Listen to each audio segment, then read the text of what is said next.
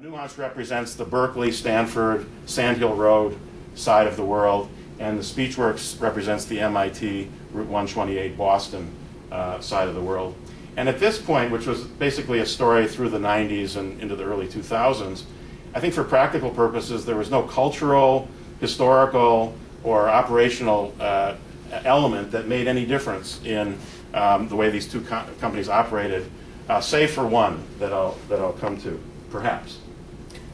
So I started looking around as I thought about what I might say today, at what would be the elements that might have influenced this idea that there's a difference between the two places. And I'll go into some of those elements. First, there's kind of a feeling and sensibility about the environment in which we live that influences how we operate. And I thought, well, maybe there's a key to the riddle there.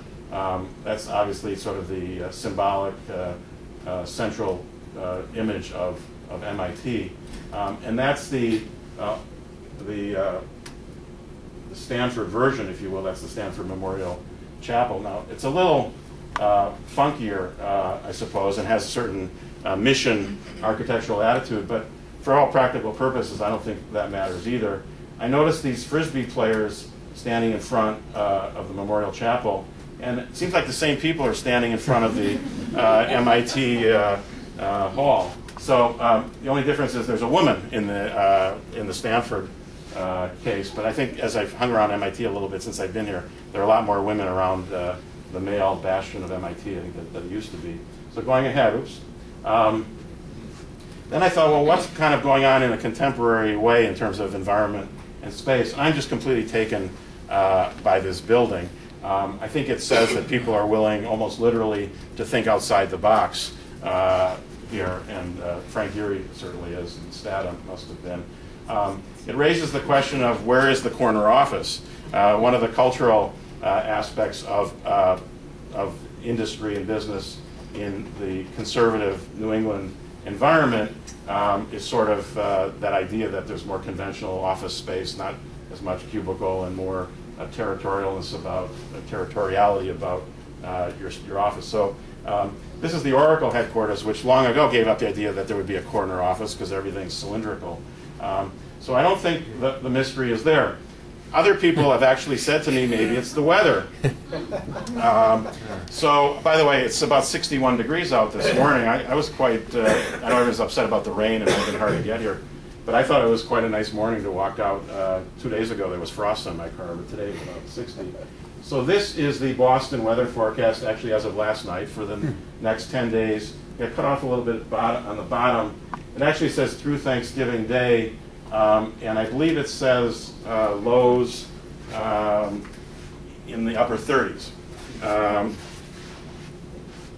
This is the Palo Alto weather forecast, and the other details don't matter. It's probably colder in Palo Alto today than it is in Boston. But here it says highs in the 60s. So there is a difference. But the real question for me is, why does the Massachusetts forecast talk only about the lows, and the California forecast only talks about the highs? There's sort of a different mindset there.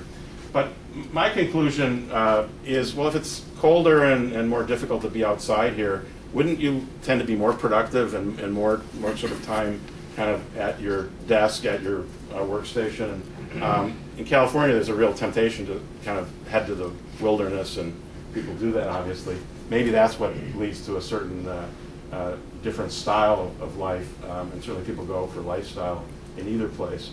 But I don't think it's the weather. I think there may be no real useful explanation, as I said before. And what becomes interesting is to think about where the opportunities to go beyond this mindset that might exist are in both places, actually, because there are huge changes afoot in Massachusetts and in California. So I wanted to comment on some of those, sort of to reset the stage, if you will, for what I think is happening or could happen entrepreneurially in these two worlds. So let me talk each about some of the trends and then some of the shifts that are happening in the marketplace. So you've probably all read and thought a little bit about some of these key trends. I want to bring them down to the problem that we're talking about today, how the world of entrepreneurship is shifting. Globalization speaks to, I think, a worldview, but if you take it from the California versus Massachusetts point of view, I think what it says is it neutralizes the differences between these two very local geographies. I mean, the mandate is always think global and act local, but that's for everywhere. I don't think people in California, for example, are thinking we're going to build big employee populations in companies in California. The mandate is absolutely the opposite, which is sort of, I've heard a venture capitalists say, if you're not planning your development facility in India, as opposed to in Silicon Valley, we're not going to fund you. So you better show some facility to be able to execute in this global world. Virtualization goes in the same direction. Everything's in the cloud. By the way, when you had a mini computer dumb terminal on your desk in the 80s, everything was in the cloud also. It's really nothing. It's really nothing new. But there is this idea that kind of all these resources are out there, and it doesn't matter where you are. This is, the idea that we're all networked and everything is accessible from everywhere. I have personally shifted my entire life to the cloud, if you will.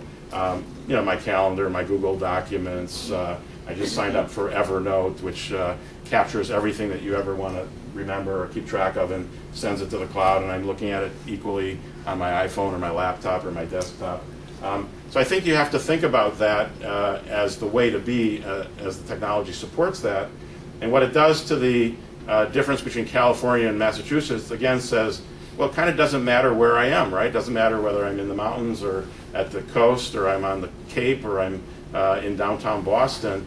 And in fact, when you talk to somebody, you don't know where they are. The first question I use Google Voice, and that enables somebody to call me and have it route to whatever phone I might be picking up at the moment without the person knowing which phone it is and without me caring.